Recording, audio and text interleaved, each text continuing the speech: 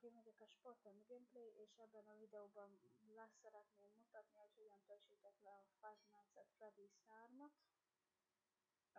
Rendesen működik. Itt majd adok egy linket, itt így fog titeket bedobni, itt le kell tekerni, a downloadra.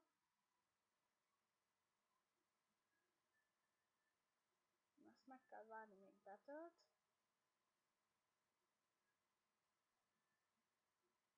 Aztán erre rá kell kattintani,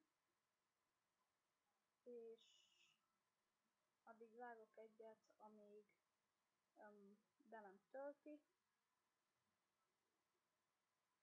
Na hát be is töltötte, de a fájl mentése, meg kell várni, míg letölt. Hát már nem kell sok, hogy letöltsön.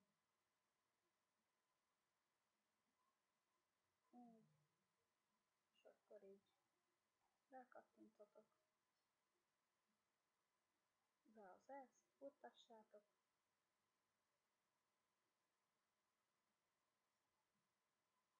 Ezt már le is teltitek az asztalra. Utána ezt dobja be. Utána itt a Next-re. Utána itt Install. És akkor meg kell várni, míg betölt. Addig is vágok egyet. Hát mindjárt készen van.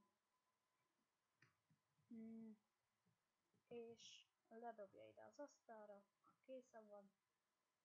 Megnyit egy ilyen hülye oldalt, ezt nyugodtan bezárhatjátok, ez nem kell. Ezt is már bezárhatjátok, ez se kell.